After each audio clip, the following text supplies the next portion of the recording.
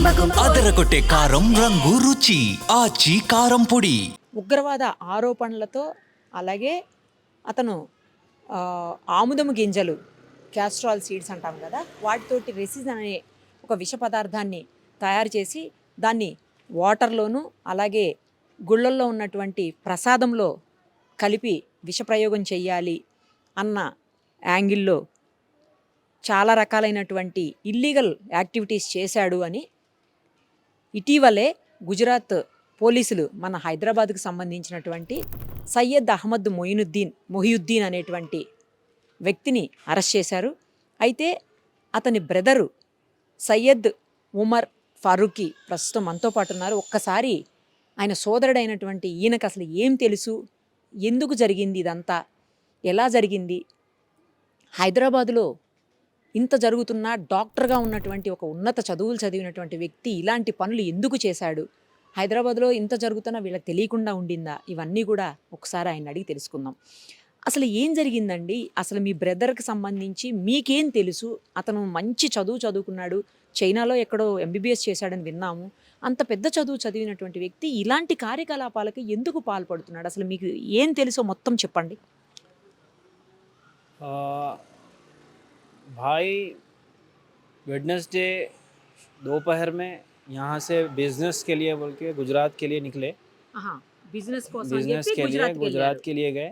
Okay. उसके बाद में थर्सडे फ्राइडे सैटरडे के दिन मैं मदरसे में था, स्कूल में. మీరు ఎక్కడ పని చేస్తారు? మీరు తెలుగులో చెప్పండి, వీలైనంత తెలుగులో మాట్లాడండి, పర్వాలేదు. నేను సాటర్డే మదర్సాలో వెళ్ళిన, అక్కడ చదువుతూ ఉన్నా. ఆ లోపల ఆ టైంలో కాల్ వచ్చింది ఏటీఎస్ కంట్రోల్ రూమ్ నుంచి. వాళ్ళు ఫోన్, నేను కాల్ బ్యాక్ చేసిన, అయితే వాళ్ళు ఏం చెప్పారు, మీరు సయ్యద్ ఉమర్ ఫారూఖా అంటే, నేను అవును అంటే, మీ బ్రదర్ బిగ్ బ్రదర్ ఎవరు, డాక్టర్ సయ్యద్ అహ్మద్ అంటే, బరాబర్ ఆయన మా కస్టడీలో ఉన్నారు, మనం ఆయనకి మన కస్టడీలో రిమాండ్లో తీసుకున్నామంటే, నేను అది డిజిటల్ ఫ్రాడ్ అనుకున్నా. ఇవాళ మధ్యలో చాలా ఎక్కువ ఇది డిజిటల్ ఫ్రాడ్ అయినాయిగా, అలానే అనుకున్నా. కానీ అది వాళ్ళు మాట్లాడించారు. అయితే నేను మాట్లాడినా, అప్పుడు నాకు తెలిసిపోయింది ఇది మా అన్నయ్య అని. అన్నని అడిగినా ఏమైంది అని అంటే, ఆయన చెప్పాడు, నేను ఇక్కడ నాకు ఈ బిజినెస్ అని పిలిచారు, పిలిచి నేను అక్కడ నుంచి ఏదో వాళ్ళు తేమన్నారో అది ఇచ్చేసా. రిప్లైలో అమౌంట్ ఇస్తారు కదా, ఆ అమౌంట్ ఇస్తారు అని అమౌంట్ బ్యాగ్లో పెట్టి ఇచ్చామని కార్లో పెట్టారు. నేను ఓపెన్ చేసి చూసిన, దానిలో ప్యాక్స్ ఉన్నాయి. ప్యాక్స్ ఉంటే నేను ఏంటి అమౌంట్ ఎక్కడ అంటే, దీనిలో అమౌంటే ఉన్నాయి, మీ అమౌంట్ అని చెప్పారు.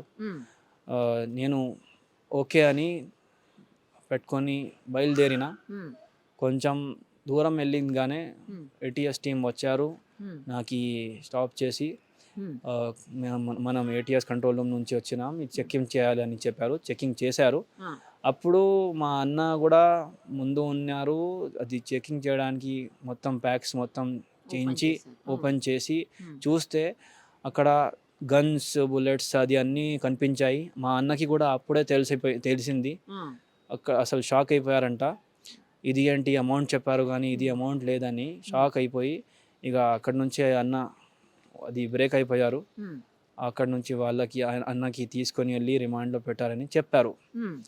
తర్వాత ఐటీఎస్ కంట్రోల్ రూమ్ ఆఫీసర్ మాట్లాడి, మీరు ఎప్పుడైనా వస్తారంటే మీరు రండి, ఎవరికైనా తీసుకురావాలంటే తీసుకురావండి, మనం మీకు మీటింగ్ అరేంజ్ చేస్తామని వాళ్ళు చెప్పారు.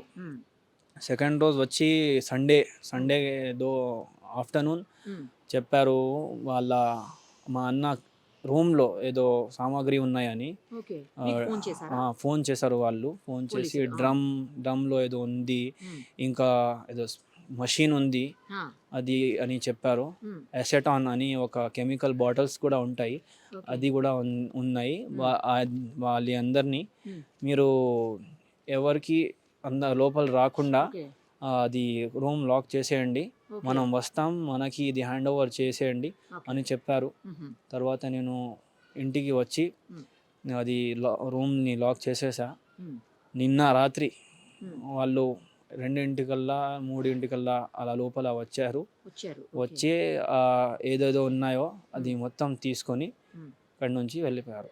ఏమున్నాయి అందులో? అదే రైజిన్ పల్ప్, అది ఎసెటాన్ కెమికల్, ఇంకా అది cold press machine, oil machine అది ఉన్నాయి అక్కడ.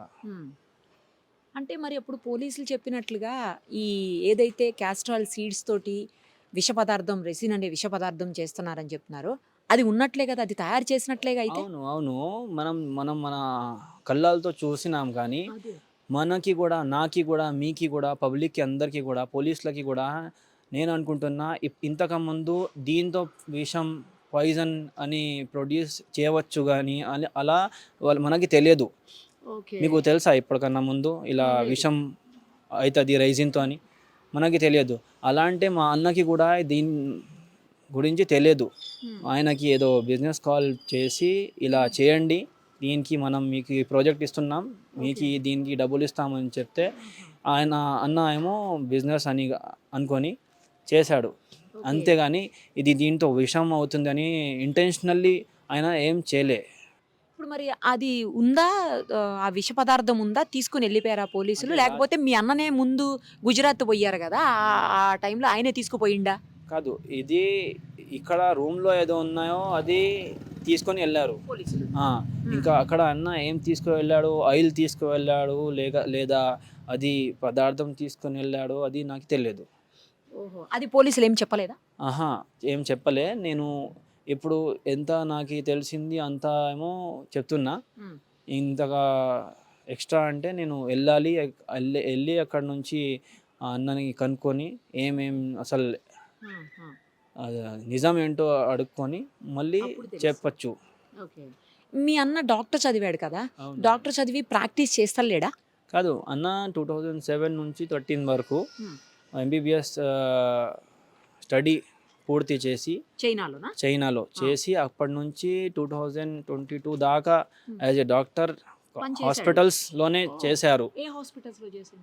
నాకు అన్నీ తెలియదు, కానీ రెండో తెలుసు, ఇది నెఫ్రోప్లస్ అని ఒకటి దాంట్లో చేశారు. ఇంకా హైటెక్ సిటీ మాదాపూర్ అక్కడ ఏమో అది వెళ్తున్నారు డైలీ యాజ్ ఏ రొటీనే ఉంది అన్నది. కానీ అన్నకి బిజినెస్ అంటే ఇష్టం, ఎవరైనా సరే బిజినెస్ చేయాలి అంటారు. అయితే ఈ లాక్డౌన్లో కూడా పాండమిక్లో చాలా డాక్టర్స్ అవసరం ఉంటే అప్పుడు కూడా చేశారు. కరోనా వారియర్స్లా ఆయన కూడా సర్వ్ చేశారు. మరి అంత మంచి సర్వీస్ చేసి ఒక మంచి డాక్టర్ అనే పవిత్రమైన వృత్తిలో ఉండి ఎందుకు మళ్ళీ ఇలాగ మారాడు? ఆయన ఎప్పటి నుంచి మానేశాడు ఈ వృత్తి? కాదు, మారలే ఏం లేదు, ఇప్పుడు దాకా అలానే ఉన్నారు. ఇప్పుడు కూడా మా అనుమానంతో మనలో ఎంత ఉన్నాయో అలానే ఉన్నారు. కానీ ఇది ట్రాప్. ఆయనకి అన్న బిజినెస్ స్టార్టప్ చేశారు, ఒక ఏమో జ్యూస్ షాప్ చేశారు, ఇక్కడేమో బిర్యానీ రెస్టారెంట్లో కూడా పార్ట్నర్షిప్ తీసుకున్నారు. అలా చేస్తూ ఉన్నారు. దానిలోనే ఏమో ఒక ఆన్లైన్ కాల్ వచ్చింది అన్నకి, మీకు ఈ బిజినెస్ ఆఫర్ ఉంది, ఇది చేస్తారా అంటే అన్న ఏమో అది కాల్కి ఏమో ట్రస్ట్ చేసుకొని ఆ మీద ఎవరు ఉన్నారో దాని వెనకాల తెలియదు, కానీ వాళ్ళ మీద ట్రస్ట్ చేసుకొని ఓకే అని వాళ్ళు ఏం చెప్పారో అది చేశారు బిజినెస్. ఆయనకి కూడా తెలియదు ఇది విషం అని. లేకపోతే మా ఇంట్లో అందరితో సహా ఫ్యామిలీని మొత్తం అక్కడ పెట్టి ఆయన కూడా ఏం సేఫ్టీ ప్రికాషన్స్ లేకుండా అలా ఎందుకు చేస్తారు? విషం అని తెలిసిపోతే జాగ్రత్తగా మొత్తం అది ప్రికాషన్స్ తీసుకొని చేస్తారు. కానీ ఆయన అలా ఏం చేయలే కదా. అలా చేస్తే అనుమానం వస్తుంది, ఏదో చేస్తున్నాడు అని అనుమానం వస్తుంది. కానీ ఆయన నార్మల్గా ఎలా కొబ్బరి నూనె తీస్తుంటారు, పల్లి నూనె తీస్తుంటారు, అలానే ఇది రైజిన్ నూనె కూడా ఆయన తీశాడు, కెమికల్స్ కూడా అలానే వేశారు, మొత్తం అలానే చేసి తర్వాత పెట్టేసి వెళ్ళారు. అంతేగాని ఏదో అనుమానం కొంచెం కూడా మనకి కూడా రాలే, మనం కూడా అదే అనుకుంటున్నాం. ఆయనకు కూడా ఏం తెలియదు విషయం అని. అక్కడ వెళ్ళిన తర్వాత పోలీసులు వాళ్ళని రిమాండ్లో తీసుకున్న తర్వాత పోలీసులే ఆయనకి చెప్పారు నువ్వు ఇది చేస్తున్నావు అని. అప్పుడు ఆయనకి తెలిసింది ఆయన మీద అది ఫ్రాడ్ ట్రాప్ అని. డాక్టర్ వృత్తి ఎప్పుడు మానేశారు? ఆ ప్రొఫెషన్ ఎప్పుడు వదిలేశారు? ప్రొఫెషన్ వదలలే, ఇప్పుడు కూడా డాక్టరే ఉన్నారు. మ్మ్. 2022లో ఏమో పాండమిక్ తర్వాత కొంచెం డబ్బులోకి మ్మ్. అంటే యాజ్ ఎ డాక్టర్ ఆయనకి సంపాదన ఏదో శాలరీ వస్తుంది, కానీ ఇది క్రైసిస్కి ఫైనాన్షియల్ క్రైసిస్ ఇన్ని పెరిగాయి కదా, మ్మ్. మ్మ్. అయితే సైడ్ బిజినెస్ కూడా చేయాలి. అయితే అప్పుడు 2022లో ఐటీ డిపార్ట్మెంట్కి చేరారు. అక్కడ నేను వెళ్తే షిఫ్ట్ అయితే కొంచెం శాలరీస్ ఇంక్రీజ్ అవుతాయి అని ఆన్లైన్ ఐటీ డిపార్ట్మెంట్లో అది డాక్టర్ పనిచేస్తున్నారు. ఇప్పుడు దాకా అదే పనిచేస్తున్నారు. ఓకే. డాక్టర్ ఉన్నారు, డాక్టరీ చేస్తున్నారు, సైడ్లో ఏమో ఇది బిజినెస్లో చేసుకుంటున్నారు. అయితే ఇప్పుడు అదే బిజినెస్లో వెళ్ళారు. జాబ్ సండే ఫ్రైడేకి కూడా ఆయన డాక్టర్ జాబ్ చేశారు, ఓ. ల్యాప్టాప్తో చేశారంట. మ్మ్. కానీ ఇది ఒక ట్రాప్లో పడిపోయారు. ఆయన అక్కడే బాధతో ఉన్నారు, మనం ఇక్కడ బాధతో ఉన్నాం. ఇప్పుడు ఆయనకి భార్య పిల్లలు ఉన్నారా? లేదు, అది 2021లో ఒక మ్యారేజ్ అయింది ఆయనకి. అయితే అది ఒక 2 monthsలో ఏమో బ్రేక్ అయిపోయింది. అది కూడా బాధ ఎక్కువ ఉన్నది ఆయనకి. కానీ మూవీ ఫ్యామిలీ ఉన్నది, అది మనం ఉన్నాం. ఎవరెవరు ఉంటారు మీతో మా పాటు? అమ్మ, మా చెల్లెలు, ఆ, 2 చెల్లెలు ఉన్నారు.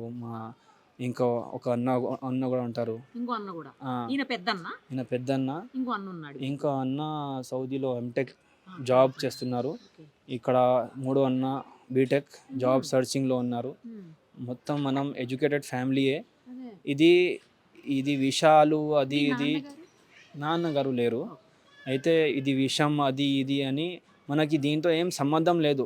మ్మ్. కానీ ఇప్పుడు ట్రాప్లో పడిపోయాం. అయితే ఏమేం చెప్తున్నారో అది వింటున్నాం. ఎవరికి ఎంత నోరు ఉంది అంత మాట్లాడి చెప్తున్నారు, కానీ వాళ్ళ దగ్గర కూడా ఇది ఏం అది లేదు, ఎవిడెన్స్ లేవు. కానీ ఇప్పుడు ఉన్నాయి, మన నోరు ఉంది, మన మాట ఉందని చెప్తున్నారు, కానీ అది నిజం కాదు. ఓకే. ఇప్పుడు ఇన్వెస్టిగేషన్ టీం నిజంగా ఇన్వెస్టిగేట్ చేయాలి. అన్నకి ఎవరు ట్రాప్లో పడేశారో వాళ్ళని పట్టి వాళ్ళని శిక్షించాలి. ఇంకా మా అన్నని ఏమో ఇంకా ఈయన మీద కూడా ఇన్వెస్టిగేట్ చేయాలి. చేయాలి. తప్పు ఈయన చేస్తే మాత్రం తప్పు చేయకపోతే ఈయనని ఏమో వదిలేయాలి. వదిలేయాలి, ఆ సమ్మానంతో వదిలేయాలి. తప్పు చేస్తే తప్పు మాత్రం చేస్తే మాత్రం మీరు కానీ నేను కానీ ఎవరైనా తప్పు చేస్తే ఇలాంటి తప్పులకి అయితే ఖచ్చితంగా శిక్ష పడాలి. శిక్ష పడాలి. ఎందుకంటే ఇది ఇస్లాం అనేది మనకి ఇలాంటిది నేర్పించదు. ఓకే. ఎప్పుడు ఏం చెప్తారు దాని బ్రదర్హుడ్ అని, ఇక హ్యూమానిటీ, ఇది ఇస్లాం టీచింగ్స్ ఉన్నాయి. ఓకే. మనం ఇది చేయాలి.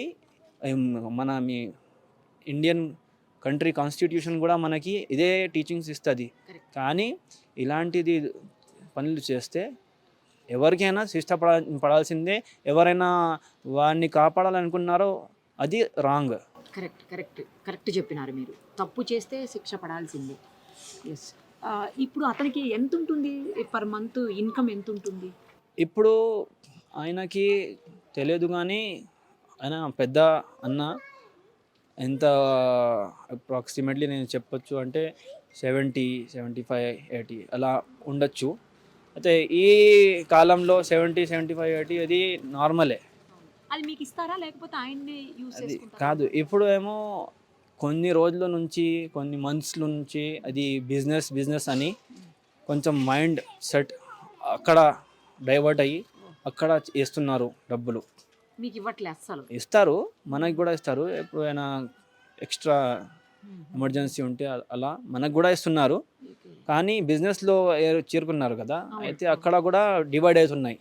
ఏ టైం నుంచి ఏ టైం వరకు ఇంట్లో ఉంటారు ఆయన? నార్మల్గా మార్నింగ్ నుంచి ఈవినింగ్ దాకా నైట్ దాకా ఉంటారు. కానీ ఆయన షిఫ్ట్ ఏమో మధ్యాహ్నం నుంచి 11 వరకు. హాస్పిటల్ కాదు, ఆన్లైన్ వర్క్ ఫ్రమ్ హోమే కదా. మధ్యాహ్నం నుంచి రాత్రి వరకు అప్పుడైతే ఉంటారు. పొద్దున ఏదైనా పనులు సైడ్ బిజినెస్ పనులు అయితే పొద్దున చేసుకొని వచ్చేస్తారు. ఏమైనా కంటిన్యూస్గా కాల్స్ మాట్లాడడం కానీ ఎవరైనా వచ్చి వెళ్ళడం కానీ అలా ఉంటుందా? ఏం లేదు. మనకి అనుమానం వచ్చేలా ఏం నార్మల్ లైఫ్ మనది ఎలా ఉందో వాళ్ళది కూడా ఆయనది కూడా అలానే ఉన్నది. ఏం నార్మల్ వ్యక్తి ఎలా ఉంటారో ఆయన కూడా అలానే ఉన్నారు. కానీ ఇది ఎలా పడిపోయారో, ఎవరు వచ్చి ఫోన్ కాల్ చేసి ఎవరు మాట్లాడతారా రెగ్యులర్ గా ఫోన్ కాల్స్ మాట్లాడుతుంటారు ఎవరితోటన్నా? కాదు అలా మతలబ్ మనకి చూస్తే అనిపిస్తుందిగా ఏది ఎంత ఫోన్ మాట్లాడుతున్నాడు అని అనిపిస్తుంది కదా. అది కూడా లేదు. లేదు, నార్మల్ లైఫ్, జాబ్ చేసేసి పడుకుంటారు. పొద్దున లేచిన తర్వాత ఏదో సైడ్ బిజినెస్లు ఏమేం నీడ్ ఉన్నాయి అది చేసుకొని షాప్లో ఏమేం జరూరత్కి సామాన్ కావాలి అది తెచ్చేసి మళ్ళీ జాబ్కి వచ్చేస్తారు. ఇప్పుడు ఓన్లీ ఈ మస్టర్డ్ సీడ్స్ తో ఒక్కదాంతోనే చేస్తారా ఆయిల్ తీయడం? మిగతా అన్నిటితోనే చేస్తాడా ఆయన? ఇప్పుడు అది కూడా అక్కడ నుంచి కాల్ వచ్చి అది అడిగారని అది మిషన్ తెచ్చారు, అది చేశారు. కానీ ఇంతకుముందు ఆయిల్ తీయడం అదంతా ఏం లేదు. అది ఏం మనకి తెలియదు అసలు. ఎక్కడి నుంచి తెచ్చారు మిషన్? అది కూడా తెలియదు. ఈ ఏటీఎస్ టీమ్ నిన్న వచ్చి చెప్పారు ఏదో OLX నుంచి కొన్నారంట. ఇప్పుడు అక్కడ కూడా వెళ్ళాలి, అక్కడ నుంచి కూడా ఇన్వెస్టిగేట్ చేయాలని టీం చెప్పింది నిన్న. ఇప్పుడు ఏమన్నా దొరికిన వాటిల్లో ఏమన్నా పాయిజనస్ మెటీరియల్ ఏమన్నా ఉందా? మనకైతే ఏం అలా అనిపించలే పాయిజనస్ ఉంది అని. ఎందుకంటే మనం ఇంట్లోనే ఉన్నాం, లేకపోతే ఇప్పుడు దాకా మనం పోయేవాళ్ళం. కానీ అది ఇలా పాయిజనస్ అని ఏం తెలియలే. కానీ ఇప్పుడు ఇన్వెస్టిగేషన్ టీం చెప్తుంది కాబట్టి వాళ్ళు నిజమని మనం చెప్పాలి. ఎందుకంటే మనకైతే అంత నాలెడ్జ్ లేదు. మరి మీరు ఏమనుకుంటున్నారు, ఎందుకు ఇలా జరిగింది? మనం ఏదో ఫేట్, ఏదో అలా కిస్మత్ అని చెప్తారు కదా, అది వచ్చి ఇలా అయిపోయింది అనుకుంటా. కానీ ఒకే ఒక మాట చెప్తున్నా, ప్రభుత్వంని కూడా మీడియాని కూడా ముందు వెళ్ళి మనం డిసిషన్స్ తీసుకోవద్దు. ఫస్ట్ మీడియాలు కూడా ఫస్ట్ ఇన్వెస్టిగేట్ చేయాలి మొత్తం, తర్వాత మనం బయట పెట్టాలి. లేకపోతే పబ్లిక్లో ఏం బ్యాడ్ ఇమేజ్ వచ్చేస్తుంది. మా అన్నకి ఎలా వచ్చింది, బ్యాడ్ ఇమేజ్ వచ్చేసింది మొత్తం ప్రభుత్వంలో. అలాగే ఎన్ని ఇలాని ఇన్నోసెంట్స్ ఉన్నాయో వాళ్ళకి కూడా ఇది బ్యాడ్ ఇమేజ్ వస్తున్నాయి. ఇప్పుడు ఇది కస్టడీలోనే ఉన్నారా మీ అన్న? అవును, రిమాండ్లో ఉన్నారు అక్కడే. గుజరాత్లో. అవును. ఇక్కడికి ఏమో తీసుకొస్తామని అట్లా చెప్పారా? ఏం చెప్పారు? కాదు, చెప్పలే. అల్బత్తా ఇది ఓన్ హౌస్ కాదు, రెంట్ హౌసేనా? ఓన్ హౌస్ ఉందా ఇక్కడ హైదరాబాద్? లేదు. రెంట్ హౌసే. అవును, రెంట్ హౌసే. అందుకోసమే. అవును, యూత్ని కూడా చెప్తున్నా, మీరు ఏమో ఇలాంటి కాల్స్ని బట్టి కన్ఫర్మ్ చేయకుండా బిజినెస్ అని వెళ్ళకండి. లేకపోతే మా అన్న లాంటి ఎన్ని మందిలో ట్రాప్లో పడిపోయారో మీరు కూడా పడిపోతారు. సావధానంగా ఉండండి. ఇంకా ప్రభుత్వాన్ని కూడా అదే మెసేజ్, ఇన్వెస్టిగేట్ చేసి ఏముందో నిజాయితీగా మీరు డిసిజన్ తీసుకోండి. లేకపోతే ఈ ఇండియాలో మళ్ళీ ఈ ఇన్నోసెంట్స్ ట్రాప్లో పడుతూ ఉంటారు, వాళ్ళని శిక్షిస్తూ ఉంటారు. అసలు దొరాచారాలు వాళ్ళు ఏమో బయటపడుతూ ఉంటారు. మీరు వెళ్తారా బ్రదర్ దగ్గరికి? అవును, వెళ్ళాలి. నాకు కూడా వెళ్ళాల్సిన ఉంది.